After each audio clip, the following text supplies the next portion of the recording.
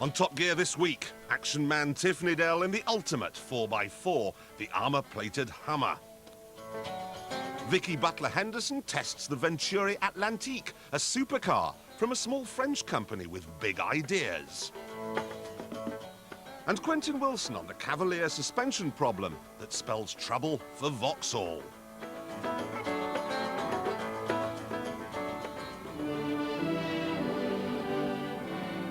Ferrari is now 50 years old, but is there any sign of middle-age spread? Well, none that I've noticed.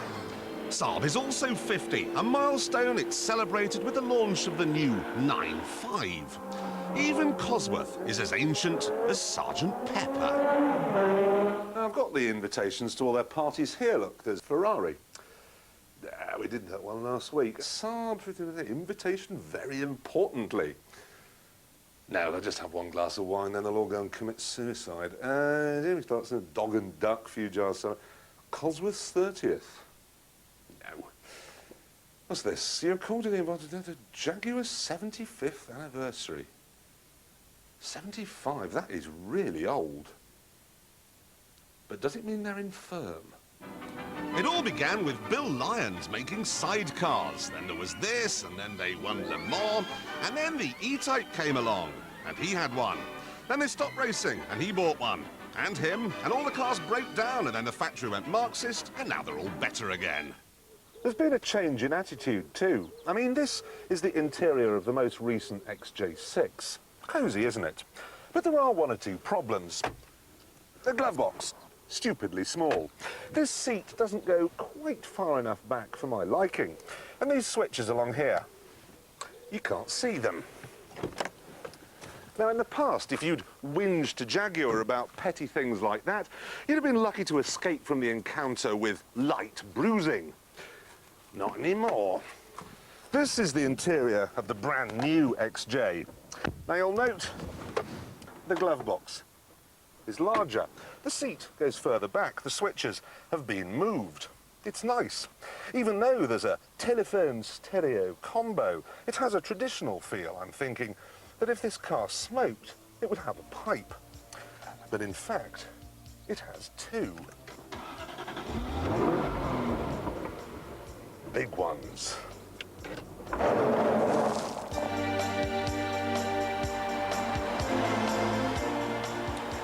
From the outside, this car has new costume jewellery, new bumpers, new wheels, and underneath there's now a 5-speed automatic gearbox. So that's it then. Everything anybody could have complained about has been fixed. Great. But the story isn't over yet. No one ever complained about having to turn the lights on when it went dark. But in this new model, you don't have to. It happens automatically. No one ever complained about the performance either, but that didn't stop the backroom boys from upping it a bit. Now, what we've got here are some serious sports cars designed to be fast above all else. There's a Mercedes SLK, low, sleek and light, with a supercharger for added zestfulness. There's a Porsche Boxster, a 2-seat mid-engined convertible. Ooh, and there's an Aston Martin DB7, big power under that pretty body. And lining up to take them all on is this. A 4-door saloon, a car that's about as sporty as a pair of Wellingtons. So it's Nike versus Hunter in a mile-long dash for glory.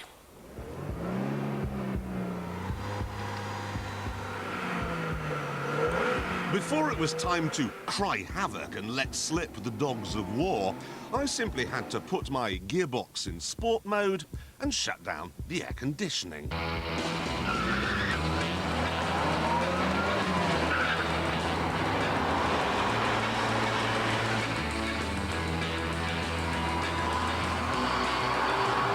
I appear to be driving the Energizer Bunny.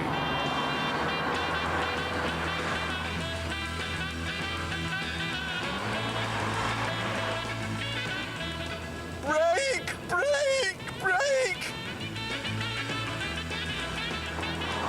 Enough, I'll talk! Stop!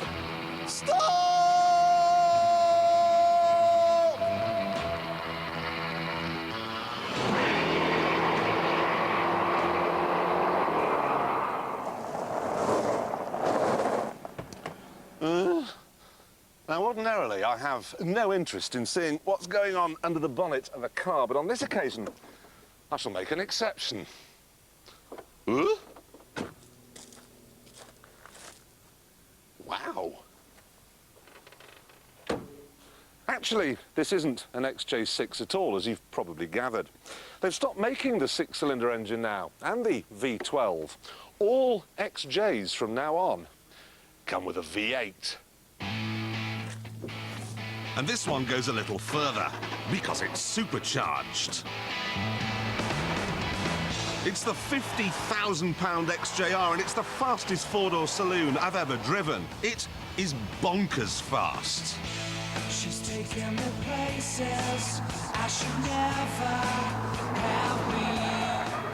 In bald figures, it develops 370 brake horsepower, roughly the same as a Ferrari 355. I really can't stress this enough. If you're not prepared for the towering poke, the XJR will scare you half to death. It rockets from 0 to 60 in 5 seconds and is only brought to heel by electronic limiters that cut in at 155. Michael Meacher is gonna love it.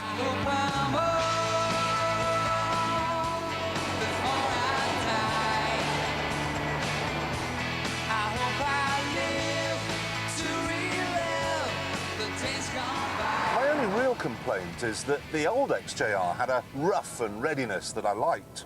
It was a bit like Brian Ferry, smooth and sophisticated on the outside, but underneath the Armani dinner jacket, it was still a rock star. This one, though, comes with computer-controlled suspension and the toughness is gone. You can still feel those big tyres scrabbling away, but it's muted. You can't have manual transmission either, and the V8 is much quieter and more refined than the old 4-litre 6. Now, you probably think that I'm being silly here, that there are bigger fish to fry, that I should be talking about the complete absence of rear legroom, or the tiny, tiny boot. But look, if you made that bigger, you'd lose the styling. And anyway, if you're worried about that sort of thing, you really are getting on. I mean, Jaguar's 75 now, and this runs on Alco Pops. Basically, if you want a lot of space, buy a Field.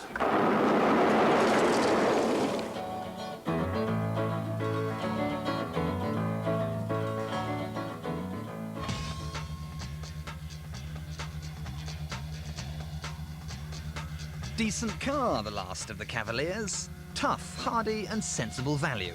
And the nation likes them a lot. There are over 500,000 of them out there. Vauxhall's workhorse may be one of our firm favourites, but it harbours a dark secret. And it's this. On the last series of Top Gear, you heard me go on about front suspension control arms on certain Cavaliers, Calibras and Astras, how they can suddenly shear to metal corrosion and fatigue, and how a brake can spell disaster. Well, viewers have been contacting us with some pretty close shaves. As I started to brake towards a traffic island, the steering wheel snatched out of my hand and went round towards the right, then the car just slid towards the central reservation. Touched the brakes when I heard a bang come from the front end. Car veered across the other side of the road. The car in front braked quite hard. I followed suit, and then suddenly there was a big bang and we came to a stop very violently. I braked for a roundabout and there was this almighty bang. Smoke filled the car. It's quite horrendous. I got out of the car and looked and saw that the front wheel was pushed into the wing. Tried to move the car off slowly, but it wouldn't move at all. I was horrified to see the wheel had actually fallen off. The front wheel had actually been forced back in towards the bulkhead. The wishbone had broken, and it had also pulled the drive shaft out and damaged the bush at the end of the anti-roll bar.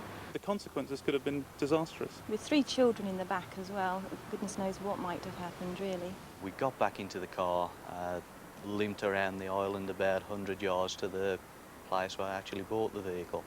As soon as the chap saw it there, he knew exactly what the fault was, as he'd had several similar complaints within about the last 12 months or so.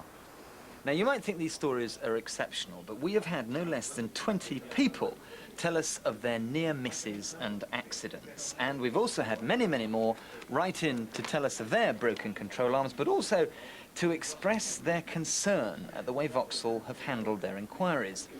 And to be perfectly frank, we're a bit confused. Because when we spoke to Vauxhall back in May, they told Top Gear and Vauxhall customers that these control arms have no manufacturing or material defect. But since then, they've examined the broken arm we used in our original programme, plus a number of others.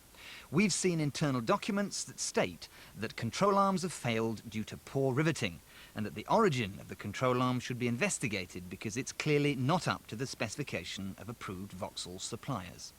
They've told the Department of Transport that someone is copying their part. In other words, Vauxhall dealers have been inadvertently fitting fake control arms. So Vauxhall seem to have got to the nub of the problem, and they're even contemplating taking legal action against the suppliers of the bogus control arms. But the bit that worries me here most of all is that they've yet to tell the people who matter most, their customers, people who are driving round in Cavaliers, Calibras and Astras.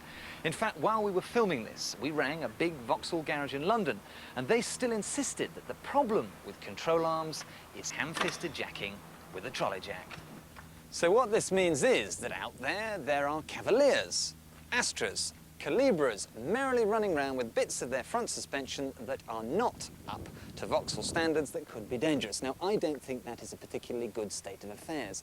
Vauxhall in their report also state, as Top Gear has maintained all along, that the reason these control arms are breaking is because of bending and metal fatigue. So as far as I'm concerned, this is one problem that isn't going to evaporate overnight. Because the dirigible size question is, just how many of these counterfeit control arms are around, and how did they get into the hands of Vauxhall dealers in the first place? This is actually an industry-wide problem. This fake part was sold as an original manufacturer in original packaging, so it's extremely difficult to detect that it wasn't the original part. In this case, we are sure that it's been going on for some years, and there must be probably a few hundred out there, but the manufacturer who we've contacted assures us that this must be a one-off, but we're not leaving it at that. We're doing extensive investigations and testing of this part. At the moment, we don't know how many there might be. And what are Vauxhall going to do about it? We are very concerned about owners of Vauxhall cars who may have got one of these parts fitted, perhaps after a front accident. So what we have done, now we've discovered it, we have made up this picture that shows the difference between our genuine part and the fake part, and we've sent this to all our Vauxhall dealers to make sure that they know how to check between a fake part and a genuine part. We are also going to distribute this to all independent garages in the country because we don't know where these parts may have got to. Now, there must be a lot of very worried Calibra, Cavalier and Astra owners out there.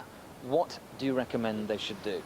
Well, I would recommend that if they believe that their car may have been fitted with a control arm at any time in the past, if it was fitted at a Vauxhall garage, then they should contact that Vauxhall garage, and we would be very happy to check whether or not that is a genuine part. The likelihood is, though, that many of these parts have gone into the independent trade, and I would recommend that the customers contact their normal service operation to see whether or not they have fitted the wrong part. And as I said, we will have advised them how to identify the fake part versus the genuine part. And what about people who have already paid out to have replacement control arms fitted at Vauxhall dealers and have had these fake ones fitted? Are they going to be reimbursed? Well, if they've had them fitted at a non-Vauxhall garage, then I'm afraid that's not something we would reimburse. However, if this part has got into the Vauxhall franchise somehow and they've had it fitted at a Vauxhall dealership, I'm sure that dealership will change it free of charge. Now, I could rant on red-faced about recalls and why we have to make all this fuss in the first place, but I won't, because the most important thing here is your safety. So the bottom line is, if you own a Cavalier made between 88 and 92, a Calibra made between 90 and 92, or an Astra of 92 to 93 vintage, please, please, please get those front control arms checked.